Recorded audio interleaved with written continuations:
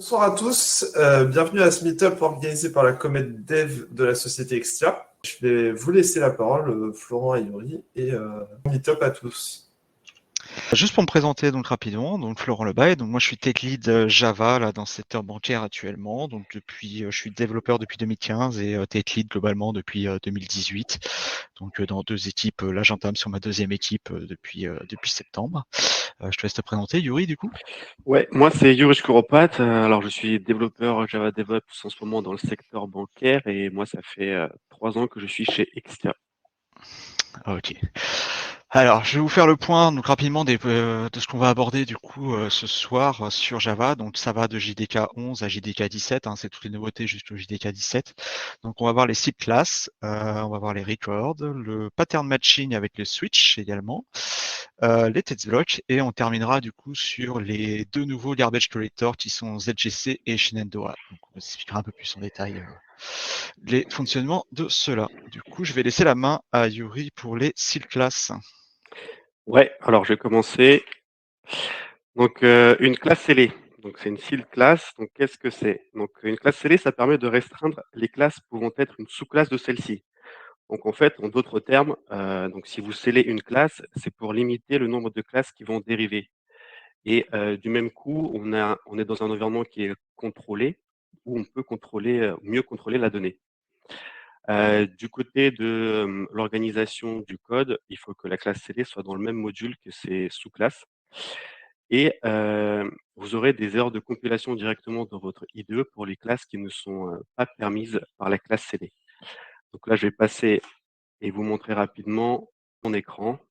Donc là, j'ai fait un petit exemple donc d'une construction d'une classe scellée. Donc là, vous pouvez voir que le mot-clé qui est important pour la classe scellée, bah, c'est sealed, pour dire que la classe est scellée. Et on aura le mot-clé permit qui va nous dire quelles sous-classes pourront hériter de machine. Donc les sous-classes peuvent être soit finales. Donc le fait de finaliser la classe phi, donc ça interdira de créer une éventuelle sous-classe, parce que dans une classe scellée, ce qu'on veut, c'est comme je disais, c'est de contrôler la donnée et de ne pas permettre que d'autres classes l'étendent. Une sous-classe, elle peut être non sealed. Dans ce cas-là, en fait, on pourra l'étendre comme une classe normale. Et une sous-classe peut être aussi scellée. Donc là, elle marche comme ce que j'ai présenté pour la machine. Et donc là, ce qu'on peut voir, c'est que ici, on a permis d'étendre Suzuki, mais là, on voit qu'on a une erreur de compilation pour Honda. Et donc, en fait, dès le codage du code, vous aurez tout de suite une erreur de compilation. Et soit vous étendez pas cette classe, soit vous devriez rajouter dans le permit la classe Honda. Donc voilà. Et une autre façon de créer une classe scellée, c'est tout de suite comme tout à l'heure, d'avoir le mot-clé sealed et d'avoir toutes les sous-classes dans la classe scellée. Et du coup, on n'a plus besoin du mot-clé permit. Mais du coup, dans ce cas-là, en fait, pour pouvoir instancier une sous-classe, il faudra faire machine.2 .char2 par exemple. Donc voilà pour les classes scellées. Et donc là, je vais laisser Florent pour présenter les records. Ah ouais, alors les records, donc c'est la JEP 395, hein, si jamais vous voulez vous référer du coup au document officiel qui est donné pour chaque fonctionnalité de Java. L'objectif des records, donc ça va être un nouveau type d'objet dont tous les champs seront forcément immutables. Donc ça veut dire que vous ne pourrez plus les modifier, plus du tout. Enfin, vous pourrez les instancier une fois et après de plus les modifier. Donc globalement, quand vous utilisez final, hein, ça rend votre instance immutable si ce n'est pas un objet. Bref, on reviendra dessus. L'avantage des records, c'est que les assesseurs et le equals vont être directement générés sur la classe avec tous les champs que vous avez utilisés. Donc après, si vous voulez override le equals, il y a la possibilité. Le but n'étant pas de remplacer les POJO, donc les Plain Old Java Object. Donc c'est un format de classe qui est très utilisé, notamment par exemple dans JPA ou dans les parseurs XML, où il y a un formatage avec des assesseurs spécifiques. Là, on verra, les noms des assesseurs est un petit peu différent, donc vous pouvez pas les utiliser avec JPA globalement pour faire des entités, et ce n'est pas le but dans tous les cas. Le but, ça va être de faciliter un peu la construction d'objets, on va dire plutôt fonctionnels. Donc, si vous utilisez la clean architecture, par exemple, ça va être des objets de domaine, ça va être des objets qui vont porter des informations, vraiment des blocs de données et que vous allez pouvoir partager entre plusieurs instances ou plusieurs classes, tout en gardant l'avantage d'avoir le contrat que ces données-là seront immutables. Donc, on va voir un petit peu la forme que ça prend en démonstration. Donc là, on a typiquement sur le point ici, donc j'ai repris un petit peu l'exemple qu'on retrouve dans la JEP. Là, ça va être la déclaration d'un record, donc à part, comme si vous déclariez une classe. Donc ce qu'on voit, c'est le nouveau mot-clé ici qui s'appelle record.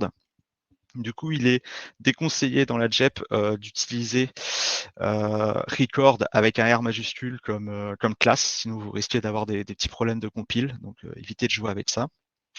Donc ce qu'on retrouve ici, donc ce qui change un petit peu par rapport aux déclarations de classe et d'interface qu'on a, c'est qu'on va pouvoir passer ici des paramètres.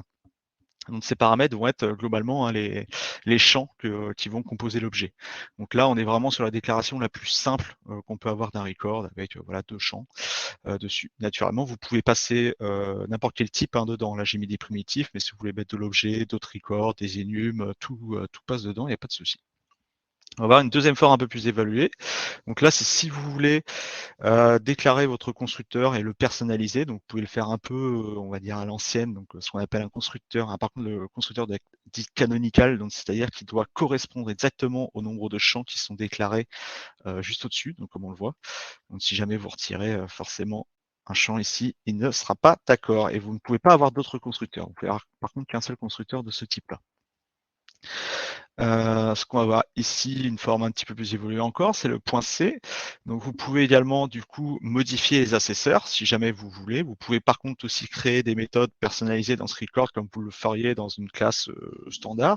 Donc vous pouvez porter certaines logiques dans votre record. Donc ça peut être intéressant également si vous voulez faire du contrôle dessus. Et une autre forme aussi qui est intéressante et qui est possible que dans les records comme on le voit, c'est un constructeur sans paramètres. C'est un peu bizarre comme façon de faire, mais en fait, il sous-entend que ce que vous passez ici va se retrouver là. Donc ça vous permet un peu de simplifier, de vous éviter aussi de recréer à chaque fois que vous faites dans un constructeur à l'allocation locale avec le this point, le nom de ma variable égale ma variable. Là, vous pouvez gagner du temps et directement utiliser votre variable XY, refaire vos contrôles par exemple derrière. Ça marchait avec un peu tout. Donc voilà, c'est une forme un peu allégée qu'on voit pas souvent dans l'explication des records, mais qui est assez intéressante. Et vous allez retrouver. Donc voilà, les assesseurs comme vous l'avez ici. Et je vous ai rajouté aussi en bonus, c'est pour ceux qui feraient de la réflexion. Vous avez 2 nouvelles méthodes maintenant dans tout ce qui est réflexion. Donc quand vous faites un get class derrière et que vous passez par le type classe, vous allez pouvoir repérer si c'est un record, comme vous avez le isenum ou le is ou d'autres is derrière d'ailleurs.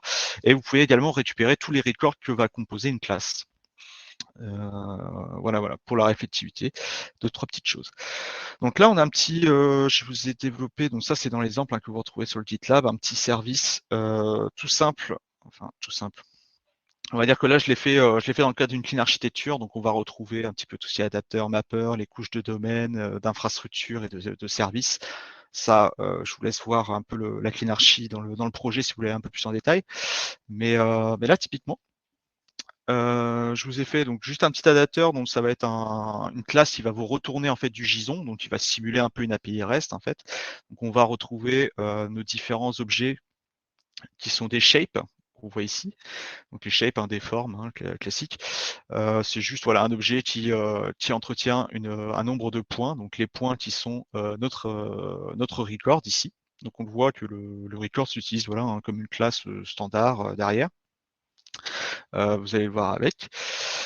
On retourne le nombre de points, tac, tac, tac, tac, tac, et on a juste un petit constructeur qui vérifie 2-3 choses, que le nombre de points est bon, et ce genre de truc. On a une classe qui est en shape qui va être square, donc un carré, et qui doit avoir, qui retourne le nombre de points égale 4. Et voilà, donc ici, rien de bien méchant. Donc on le voit, le JSON adapteur, donc on retrouve notre format en format JSON, nos différentes shapes, avec nos points ici qui sont déclarés. Donc un objet JSON, un classique, comme d'hab. Et on le voit actuellement. Alors là, c'est du JSON-B qui est utilisé derrière et qui supporte largement les records, en tout cas dans sa forme en Java 17. Moi, j'ai eu aucun souci là-dessus sur le parsing. Donc on voit qu'on parse une collection de points et on retourne bien sur notre record derrière.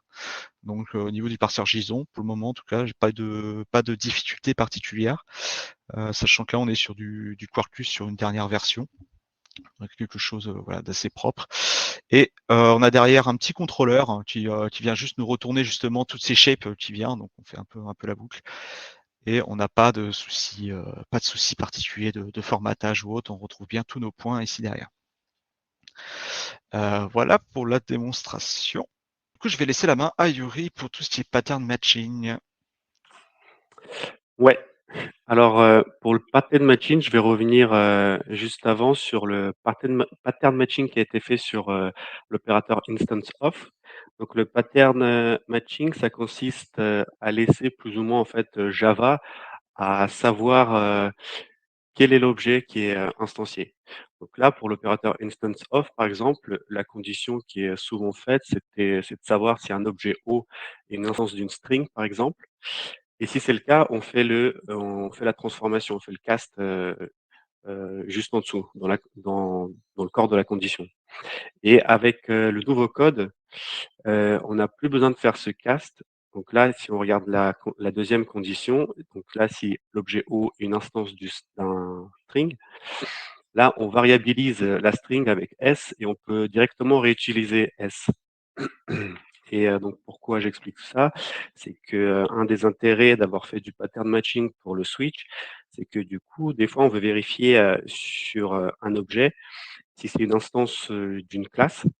Donc, on aura, heu, comme vous faites par la suite, des conditions sur plusieurs classes pour entreprendre différentes actions. Donc ça, ce serait, le code qu'on ferait, avant le pattern matching sur le switch. Donc là, on peut voir qu'on a plusieurs conditions pour, voir si, l'objet O est une instance, d'une classe. Et donc là, je vais passer sur mon écran. Donc là, je reviens sur mes exemples des classes scellées que je vous avais montré tout à l'heure. Et là, j'ai implémenté un petit service, switch. Donc là, on a un switch avec, des classes scellées. Et ce qui est intéressant, avec les classes scellées, c'est que, comme je vous ai dit tout à l'heure, une classe scellée, elle peut être étendue que par un nombre limité de sous-classes.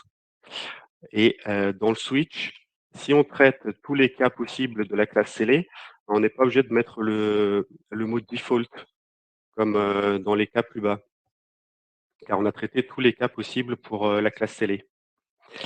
Et là, comment intervient le pattern matching? Bah là, on a fait un switch sur, l'objet machine, heu et on fait un case sur car et qu'on nomme C. Là, il va vérifier si, machine est une instance de car, de truck ou de moto. Et on peut réutiliser directement la variable C dans le corps de la condition. Ensuite, ce qui a été mis en place aussi dans le switch, c'est le fait de pouvoir traiter le cas nul. Donc dans ce cas-là, on a si le objet O est nul ou si c'est un string, ben, on va afficher ce message.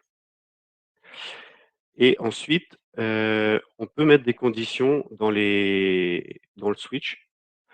Donc dans ce cas-là, en fait, on aura si, machine, c'est une voiture et si son kilométrage est supérieur à 200 000, bah, il va nous afficher ce message.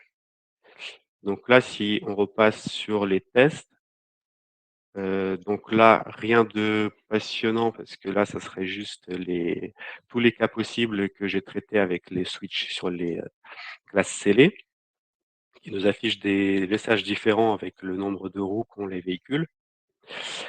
Ici, peut-être le plus intéressant, c'est le cas du nul. Donc là, on lui a fourni un nul, donc le message qui était dans le service, c'est d'afficher la string. vu que la string peut être nulle, donc là on a juste nul. Et pour ce qui est de la condition, bah là on a une voiture qui a un kilométrage de 123 000 et une autre avec 3 millions. Bah là on a un message différent parce que ça ne passe pas dans le même case. Je vais laisser Florent pour vous présenter le text block. Ouais, alors le text block, donc une autre fonctionnalité qui était attendue quand même depuis pas mal d'années, on va dire, sur Java. Qui correspond à la JEP 378, qui va nous permettre en fait, comme c'est bien expliqué, de faire des blocs de texte. Parce que jusqu'ici avec Java, c'était pas possible. On devait faire des retours à la ligne systématiques à chaque fois qu'on avait des chaînes de caractères qui dépassaient une ligne ou dès qu'on voulait faire un peu de formatage. Donc ça se veut assez simple d'utilisation. Il me semble qu'on l'a déjà vu sous cette forme dans d'autres langages. Donc ça va commencer par 3 doubles quotes et un retour à la ligne. Donc le premier retour à la ligne est obligatoire pour bien identifier qu'on démarre un test block. Ensuite, vous pouvez mettre tout votre texte, peu importe comme il est. On verra les 2-3 petits cas un peu particuliers en démonstration. Et vous devez finir par 3 doubles quotes. Les petites limitations qu'on a, ça ne supporte pas totalement l'interpolation. Donc, notamment si vous aviez l'habitude d'utiliser du string.format avec Java, ce ne sera pas pris en compte sur les test blocks, mais on va voir qu'il y a une petite astuce pour switcher ça sans trop de soucis. L'usage courant, moi en tout cas j'en vois tout de suite, ça va être surtout quand vous allez formater soit du fichier, du petit fichier. L'objectif c'est pas non plus de mettre une BDD entière dans une chaîne de caractères. C'est plutôt, mais pour les exemples, par exemple en JSON, simuler des mocks, ça va être assez intéressant pour du XML si jamais vous avez des flux comme ça. Également pour les queries SQL notamment, ça je pense que ça va être l'usage premier. Parce que souvent on a des petites queries qu'on aimerait bien déjà ne serait-ce que formater pour pouvoir les relire correctement, et ou parfois on a des queries qui peuvent être un petit peu énervées au niveau du JPA ou du SQL natif. Donc là on va pouvoir vraiment les formater proprement comme si on les formatait typiquement dans notre IDE de SQL. Ça va être assez intéressant. Donc du coup, voilà, c'est ce que je disais, ça va nous aider notamment d'un côté sur les tests et de notre côté sur la relecture. Donc derrière cette petite feature, en fait, se cache quand même pas mal de confort pour le développeur. Donc on va passer un petit peu à la démo pour vous montrer un peu les différents cas, les use cases qu'on pourrait avoir et tout ça. Donc comme je disais sur le JSON, donc je vous ai mis un petit peu l'ancienne façon de faire si on voulait formater du JSON, on va dire avec des retours à la ligne, ou alors on mettait tout sur une ligne et c'était dans tous les cas c'était pas très beau, donc comme on le voit on devait échapper à chaque fois les doubles quotes si on veut respecter la norme, la RFC de la norme JSON. Donc voilà, c'était pas foufou. Et là avec la nouvelle forme, donc on voit que c'est déjà beaucoup plus clair. Pour le moment, Visual Studio Code, lui, comprend à peu près ce que je suis en train de faire, donc je suis en train de faire JSON. Je sais qu'IntelliJ là-dessus a un meilleur support pour les test blocks, donc il peut même commencer à corriger directement dans les test blocks, ce qu'il arrivait plus ou moins à faire avant avec les retours à la ligne, donc c'est assez intéressant là-dessus. Le deuxième use case que je voyais, donc c'est un peu ça. Donc là, c'est si on faisait l'effort un petit peu de formater le code, mais pour ceux qui ont l'habitude d'utiliser également IntelliJ et son autocomplétion pour le JPQL, clairement, quand vous faisiez un retour à la ligne, voire deux, ou si vous rajoutez du plus, souvent ils perdaient justement cette facilité de pouvoir tester les requêtes et tout. Là maintenant, ça va être réglé justement avec ces test blocks, et puis on voit qu'il n'y a plus de fioriture entre les plus, les retours à la ligne, le formatage, qui certes n'est pas obligatoire ici, mais toujours un peu mieux si jamais on veut faire du debug, du log debug derrière, dans ce genre de choses. Voilà. D'autres cas par contre un petit peu spécifiques qu'on a avec les text blocks. Donc vous pouvez rajouter, comme on le voit, du code, du texte côté dedans, il n'y a pas de souci du moment où vous restez à une accolade. Par contre, si jamais vous voulez en faire 3, imaginons vous voulez absolument afficher 3 double codes dans votre texte, il faudra échapper du coup la première pour éviter de sortir de votre text block. La deuxième chose, c'est si jamais vous avez besoin des retours chariot Windows également, parce que par défaut, sur toutes les JVM, il mettra que alors c'est l'anti/n, je crois, par défaut. Enfin bref, il mettra que les retours de ligne Linux de base. Donc si vous voulez les Windows également, si vous êtes sur le serveur Windows, la machine Windows et vous voulez avoir le bon formatage, il faudra rajouter les anti/r vous-même à la fin des lignes. ça peut arriver. Si jamais vous voulez formater vous-même, par exemple, faire des retours à la ligne dans votre affichage, mais vous ne voulez pas qu'elles apparaissent, par exemple, dans votre sortie, donc que ce soit sur du fichier, de la console ou autre, il faudra faire un anti-slash pour échapper du coup le retour à la ligne que vous avez fait dans votre IDE.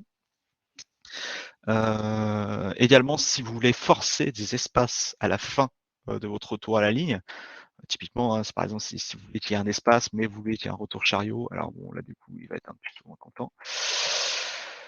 Bon, il n'est pas encore attaqué, mais ça arrivera. Mais globalement, ça va être ça. Si vous voulez forcer un espace blanc à la fin de votre ligne, il faudra faire un anti-slash S. Particulier. Et comme je vous disais, l'interpolation qui n'est plus possible avec le format, le string.format, mais qui est possible à la fin en fait de votre testball de faire un point formattel là, et de venir remplacer avec par contre la même structure d'interpolation que vous aviez avant avec le point format. C'est juste que voilà, il faudra passer sur cette forme là pour que ce soit compatible. Donc si jamais vous avez des blocs, on va dire, de string déjà dans votre code et que vous voulez passer sur les test blocs, il y aura peut-être une petite adaptation à faire à 2-3 endroits, mais c'est tout à fait possible. Ce que je vous ai fait, du coup, et l'autre, effectivement, troisième cas qui est très intéressant et qui est surtout le plus intéressant de cette JEP, c'est que vous allez pouvoir faire des bannières personnalisées en ASCII pour vos services Spring. Ça, c'est génial. Et Quarkus. Alors voilà, c'est le petit troll, mais on voit que ça marche bien, ça marche bien. On va le voir d'ailleurs sur les tests. Donc là, typiquement, j'avais écrit quelques tests. C'est vrai que là, pour le coup, on va peut-être dézoomer un petit peu. Contrôle. Voilà, donc globalement, là, je me suis amusé un petit peu à forcer un peu le jeu hein, jusqu'au bout, mais on voit, voilà, à chaque début de test, en fait, j'ai fait afficher ma bannière. Derrière, j'ai fait afficher mes différents jeux. Donc on retrouvait ici, si je dis pas de bêtises, ouais, bon là globalement ça vient relire tout ce que j'ai dans ma BDD et derrière dessus le testing. Donc ça peut servir globalement si vous avez une file de tests par exemple, à séparer un petit peu vos tests, mettre des bannières, ce genre de choses. On va le voir. Et j'ai pensé à un cas d'usage qui est un peu à la marge, mais qui pourrait arriver pour l'espace du debug, c'est vous pouvez faire par exemple un log pour tracer vos requêtes. Imaginons que vous avez besoin de tracer vos requêtes HTTP, vous avez beaucoup d'informations à mettre dans votre log. Donc là, typiquement, on est sur un retour de requête, un get, un classique qui retourne juste une réponse bidon, mais qui nous rajoute un cookie à chaque fois qu'on l'appelle. Et derrière, voilà, on a juste un petit log classique. Donc là, par contre, je l'ai fait avec l'API logging de Java. Donc on voit que l'interpolation, pour le coup, fonctionne dans l'API Java. Quand je vous dis que l'interpolation ne fonctionne pas totalement, il y a des choses qui fonctionnent, d'autres moins. C'est surtout le string.format, visiblement, qui n'est pas supporté.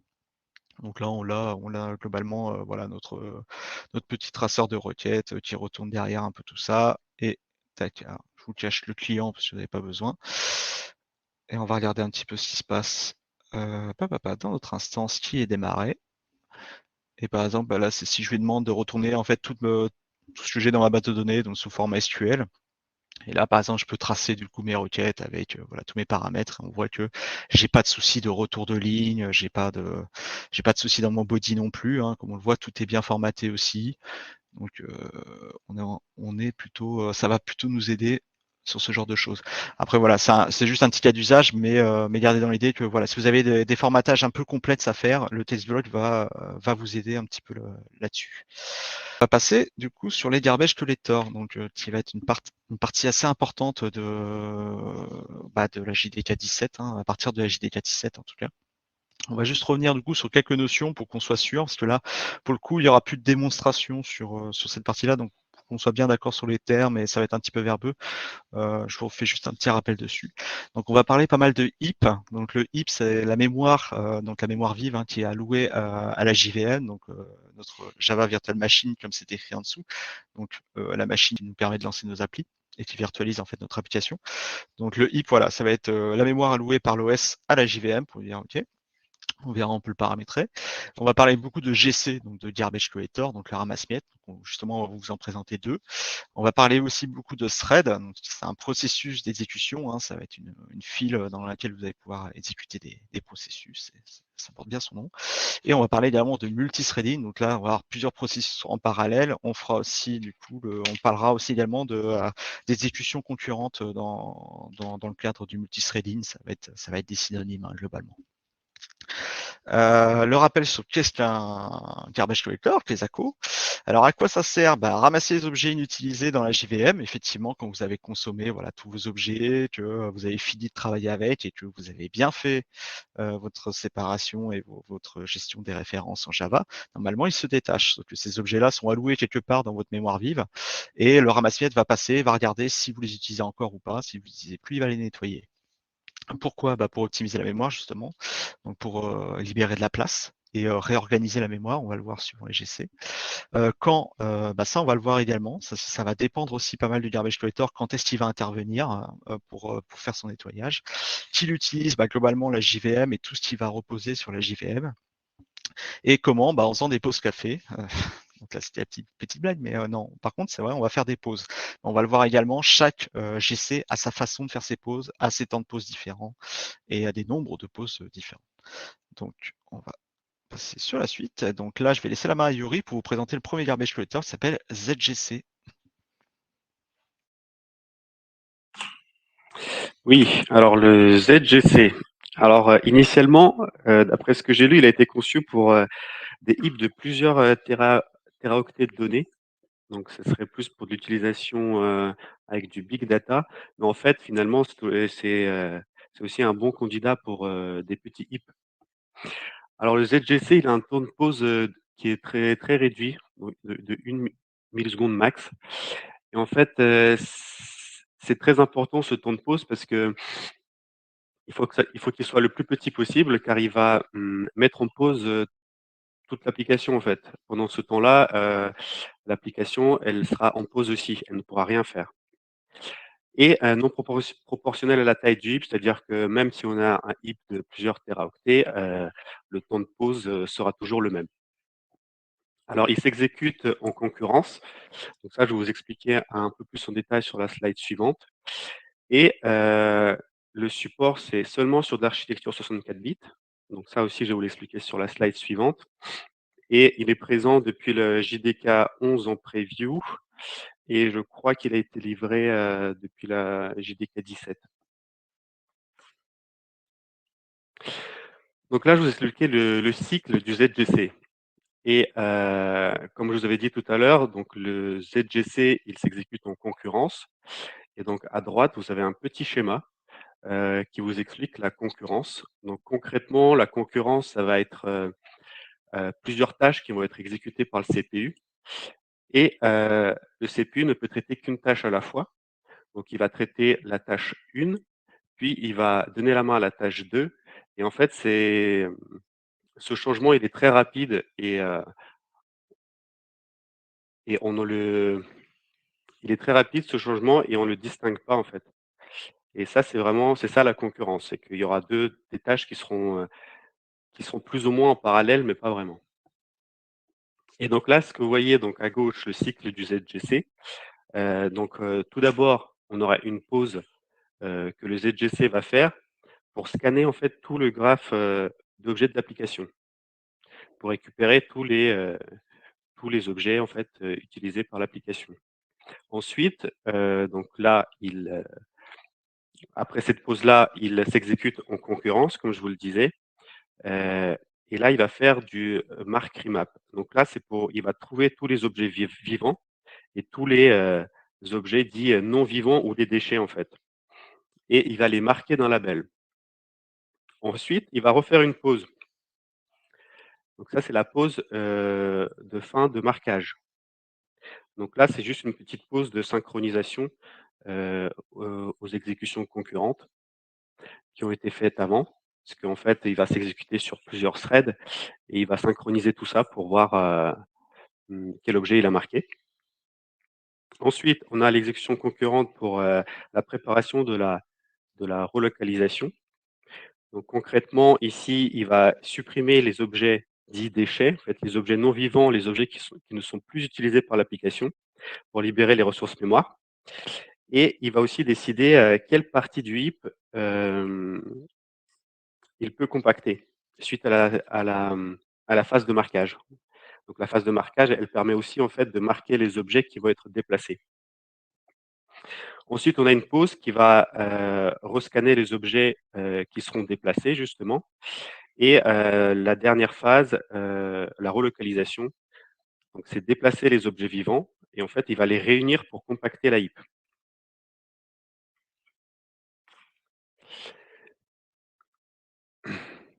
Et le cœur en fait du design de ZGC, c'est l'utilisation de pointeurs colorés en fait, ils s'appellent colorés, qui sont codés sur 64 bits.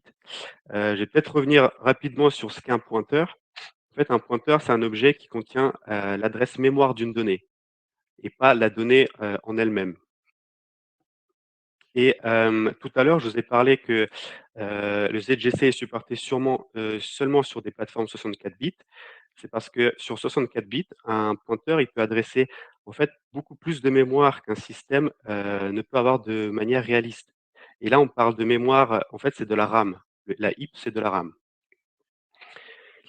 Et donc là, on peut voir que sur 64 bits, on aura 44 bits qui seront alloués à l'adresse de l'objet, qui pourra aller jusqu'à 16 téraoctets. On aura des bits du début qui, en fait, ce sont des bits qui ne sont pas utilisés. Ils sont peut-être utilisés dans un futur proche. Et on aura 4 bits qui seront utilisés par le ZGC pour faire les différents marquages. Comme je vous disais, ce sera du marquage pour dire si l'objet il est à déplacer, si l'objet il est vivant, s'il est à supprimer. En fait, ces 4 bits, c'est les métadatas d'un pointeur. Et ça permet en fait de savoir dans quel état de stockage est la donnée. Et là, je vous ai mis quelques instructions intéressantes pour le ZGC. Donc les 2 premiers classiques, donc le premier pour utiliser le ZGC dans son application Java. Le XMX, c'est la taille max du heap. Et puis on aura le concurrent GCthread. Donc ça, c'est facultatif et ça permet d'allouer un nombre de threads au ZGC. En fait, un nombre de threads qui se résume à du temps CPU. En fait, c'est facultatif parce qu'il le fait déjà lui-même, il choisit un nombre, par lui-même, mais si on veut être plus, pointilleux, on peut toujours modifier, cette option. Après on a le Z uncommit, donc lui, il est activé par défaut et lui, ce qui permet, c'est que le ZGC, hem, en fait, il rend de la mémoire inutilisée au système d'exploitation. Heu et l'option juste après, le uncommit delay, en fait, ça sera, le délai durant laquelle la mémoire n'a pas été utilisée. Après ce délai, en fait, on aura une partie de la mémoire qui sera rendue au système d'exploitation. Et du coup, je vais laisser Florent pour vous parler du Shenandoah. Ouais, désolé, hein, c'est un peu comme je vous ai prévenu, hein, c'est un peu verbeux, mais je vous demande encore 10 minutes d'attention et après on sera bon. Mais sachez que les garbage collectors sont quand même vraiment, j'ai oublié de le préciser, mais c'est vraiment le cœur de Java, hein. C'est ce qui distingue vraiment Java de langages comme le C par exemple ou du .NET ou ce genre de choses, c'est que c'est lui qui contrôle la mémoire, donc c'est vraiment très très important dans les applications. C'est pour ça qu'on met le point dessus, hein. Du coup, Shenandoah. Alors, l'origine de Shenandoah, je ne sais pas, parce que moi, je n'ai trouvé qu'une rivière ou une chanteuse indienne.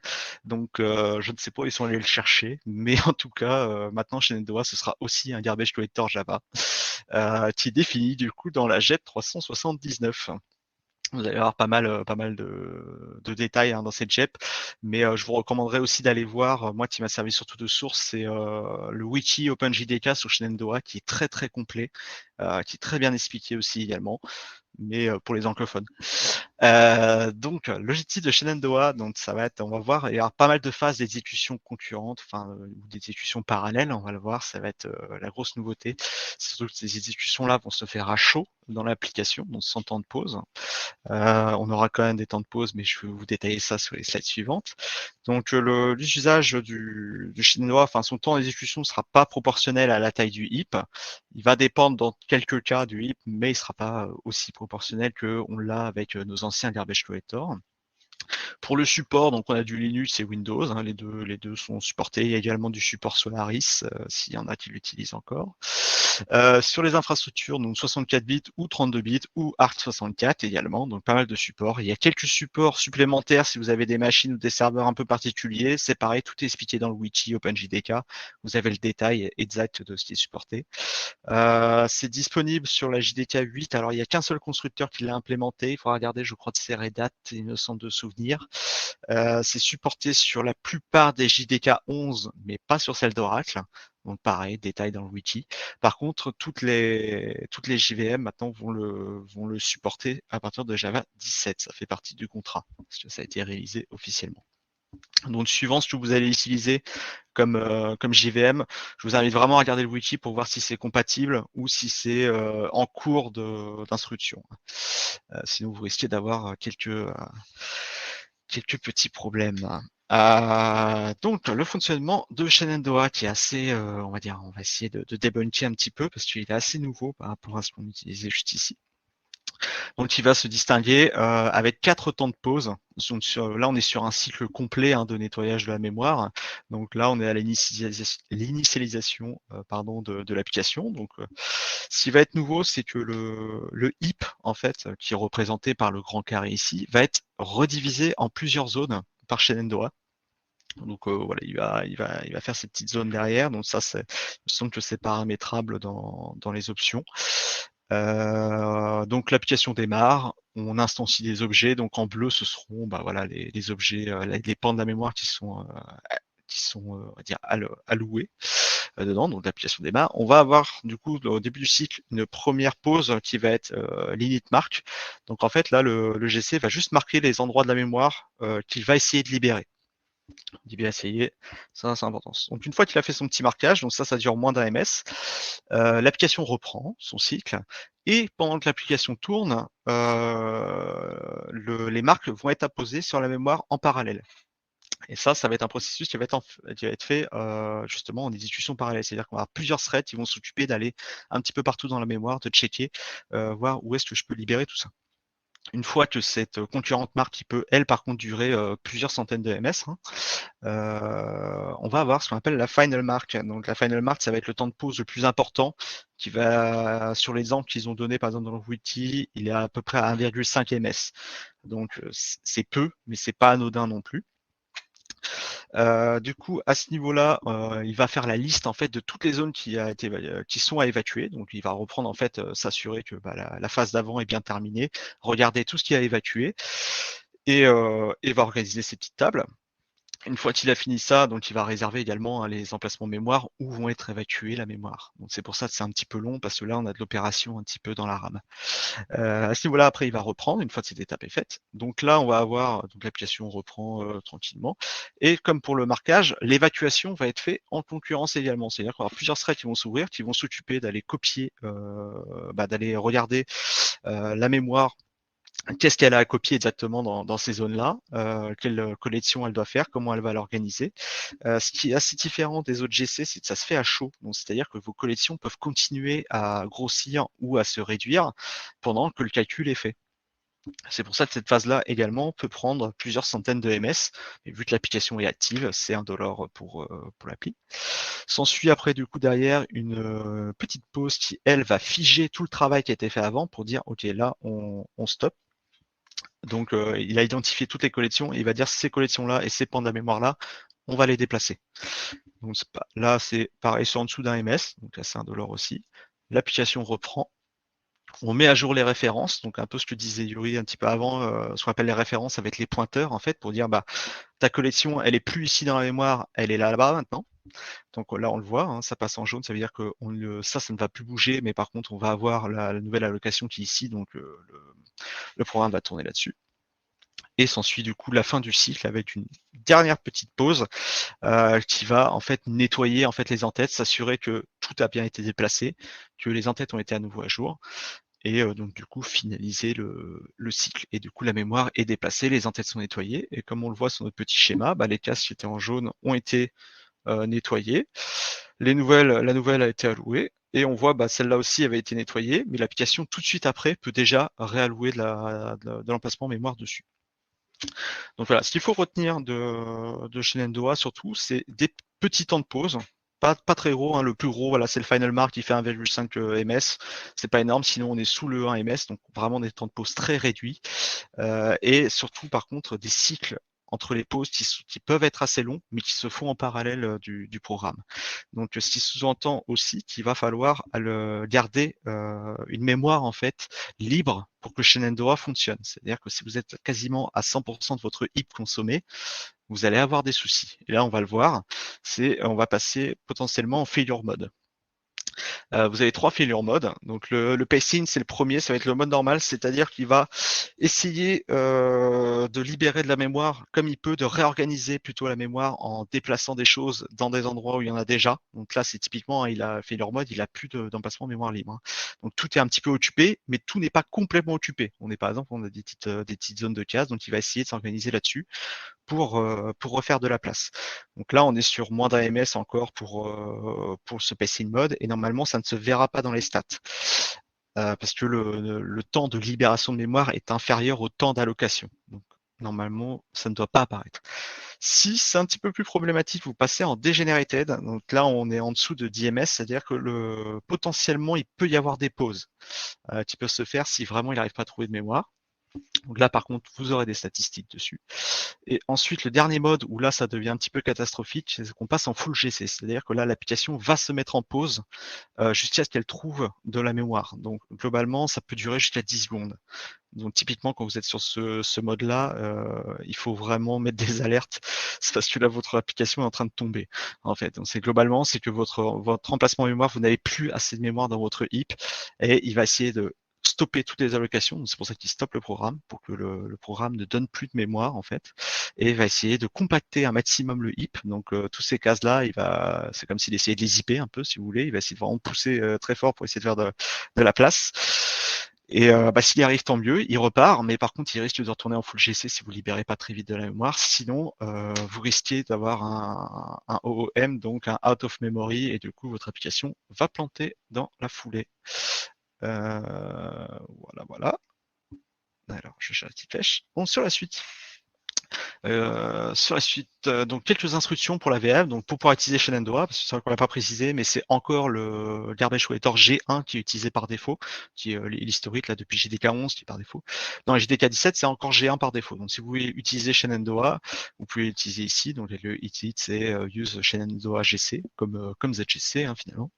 Si vous voulez avoir quelques logs sur le GC, à chaque fois qu'il fait des opérations, notamment si vous voulez voir s'il y a des failure modes ou ce genre de choses, vous pouvez faire le islog GC, ce qui va vous donner alors le GC va pas vous donner les détails de Shenandoah, mais il va vous donner les steps en fait. À chaque fois qu'il fait une pause, combien de temps il a mis pour libérer la mémoire entre chaque et quelle phase il a appliqué. Le islog GC plus stat, là va vous donner par exemple s'il y a eu des failure mode degenerated ou s'il y a du full GC carrément.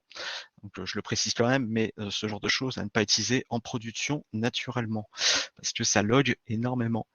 Et quelque chose qui va être assez important aussi avec Shenandoah, ça va être votre HitSMS et HitSemit. Donc le initial heap, c'est l'allocation de mémoire que vous allez donner directement au démarrage de l'application. Et le HitSemit, donc le maximum de mémoire que vous allez donner à votre application. Et pour Shenandoah, il recommande d'ailleurs un initial heap forcément inférieur au max heap. Parce que comme on l'a vu, Shenandoah a besoin d'un placement un peu libre pour pouvoir travailler tranquillement. Donc la source est la Bible, j'ai mis de Shenandoah, donc comme je vous disais le wiki OpenJDK qui est très très complet, qui est très intéressant. Vous allez retrouver également d'autres commandes qui vous permettent d'aller un peu plus en profondeur en Shenandoah, voir vraiment le fonctionnement. Donc je vous invite vraiment à aller le voir, c'est très très intéressant. Et pour finir, une partie plus personnelle, moi, comment je vois Shenandoah à l'usage. Donc je le vois en préférence d'usage surtout sur les services passe plat. Typiquement, quand vous avez un back-end qui a collé directement à une appli web, que ce soit du Angular, du React ou autre, qui passe un petit peu tous les services, vous allez avoir beaucoup de sessions, donc beaucoup de petites collections et tout qui vont se déplacer. La mémoire va être souvent fragmentée. À ce moment-là, Shenandoah va être assez intéressant à utiliser.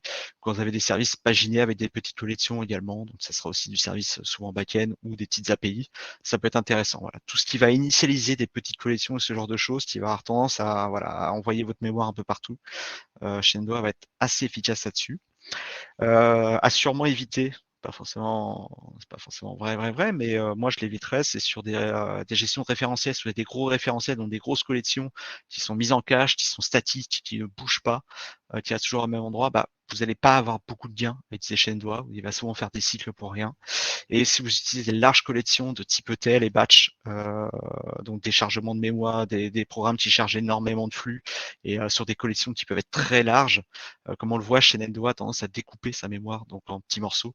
Donc, si les collections dépassent ces morceaux-là, il va pas être très efficace du coup pour libérer sa mémoire.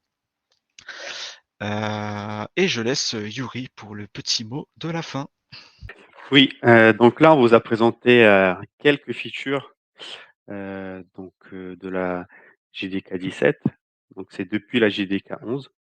On n'a pas pu tout vous présenter. On a choisi un peu les features qui nous semblaient les plus intéressantes pour en parler ici. Et puis, ce qu'il faut savoir aussi maintenant, Java, ils ont modifié leur livraison de version. Donc maintenant, vous aurez une version donc non LTS qui sortira tous les 6 mois et une version LTS tous les 2 ans. Merci, bonne soirée. Merci, bonne soirée.